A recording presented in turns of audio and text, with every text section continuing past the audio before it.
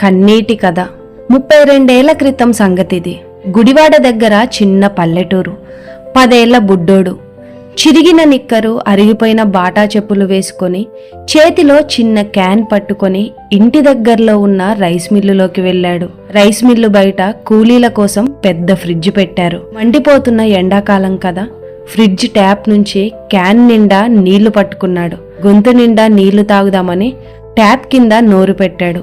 ఇంతలో వెనుక నుంచి ఎవరో కొట్టిన దెబ్బకి ముందుకి తుల్లిపడ్డాడు.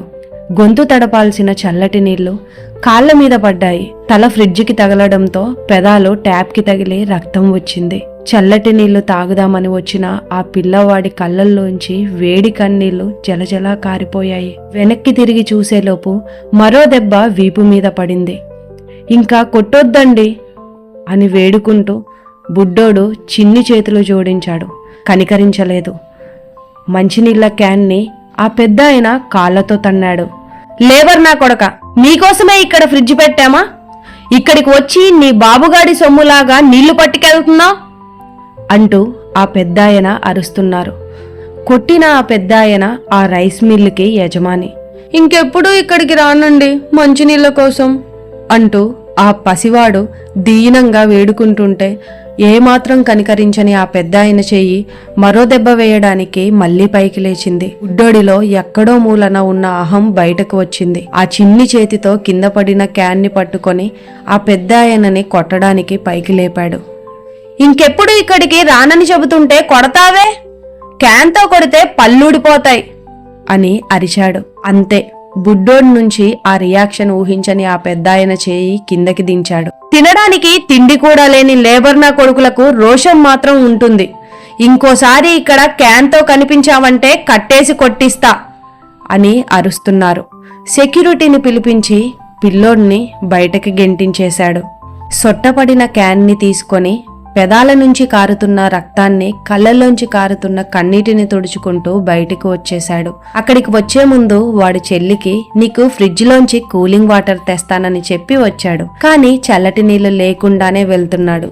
చెల్లికిచ్చిన మాట తప్పాననే బాధ ఒకవైపు, ఆ మిల్లు ఓనర్ తనని కొట్టి లేబర్ నా కొడక అని తిట్టాడనే బాధ మరోవైపు. కానీ ఒక విషయంలో మాత్రం బుడ్డోడికి హ్యాపీగా ఉంది. అంత పెద్ద మిల్లు యజమానిని కొట్టడానికి క్యాన్ పైకి లేపాననే సంతోషం, అతని ముందు తానే గెలిచానని సంతృప్తి. అది కోపమో, పౌరుషమో, విప్లవమో, తిరుగుబాటో తెలీదు. ఏదో సాధించాను అనుకున్న ఫీలింగ్. చెల్లి ముందు ఓడిపోకూడదు కదా. అందుకే దగ్గరలో ఉన్న ఐస్ ఫ్యాక్టరీ దగ్గరకు వెళ్ళాడు. చేపల ప్యాకింగ్ కోసం ఐస్ గడ్డలు తయారు చేసే ఫ్యాక్టరీ అది. చేపల్ని ప్యాకింగ్ చేయడానికి ఐస్ని చిన్న చిన్న ముక్కలుగా మిషన్ ద్వారా కట్ చేస్తున్నారు. అందులో 4 ముక్కల్ని వాళ్ళని అడిగి తీసుకొని క్యాన్లో వేసుకున్నాడు. అదే ఐస్ ఫ్యాక్టరీలో పంపులో నీళ్లు పట్టుకున్నాడు. క్యాన్లో ఐస్ గడ్డల వల్ల నీళ్ళన్నీ చల్లగా అయిపోయాయి. క్యాన్ని చెంప మీద ఆనిస్తే హాయిగా అనిపించింది. ఇంటికి తీసుకెళ్లి చెల్లికి ఆ నీళ్ళిచ్చాడు. ఇది కథ కాదు, బుడ్డోడి గాథ కల్పితం కాదు, నిజం. 28 ఏళ్లైనా ఇంకా ఏమాత్రం మరిచిపోలేని ఘటన.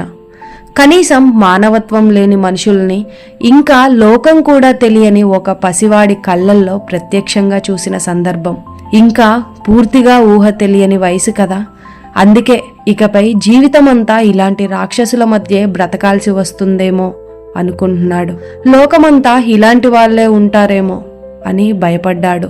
ఇలాంటి మానవత్వం లేని వాళ్ల మధ్య బ్రతకాలంటే ఖచ్చితంగా తిరుగుబాటు చేయాలని, ఎదిరించాల్సిందేనని డిసైడ్ అయ్యాడు. మరింత బాధాకరమైన విషయమేమిటంటే ఆ పిల్లవాడిని కొట్టి అంత నీచంగా మాట్లాడిన ఆ రైస్ మిల్లు యజమాని వాడికి దగ్గరి బంధువు కూడా. వరసకు తాతయ్య అవుతారు. కానీ ఆయన దగ్గర డబ్బుంది, పెద్దరికం లేదు. వీడి దగ్గర డబ్బు లేదు, కానీ పేదరికం ఉంది. అది తేడా. అప్పటి ఆ దెబ్బతిన్న పసివాడు, మంచినీళ్ల కోసం రక్తం వచ్చేలా దెబ్బలు తిన్న పిల్లోడు, ఎవరినైనా లెక్క చేయని తనాన్ని అప్పట్లోనే ఎదురు తిరిగి తిరుగుబాటు చేసిన చిన్నవాడు, ఆ వయసులోనే విప్లవాన్ని చూపించిన బుడ్డోడు తర్వాత పెద్దయ్యాక జర్నలిస్ట్ అయ్యాడు. అతనే అశోక్ వేములపల్లి.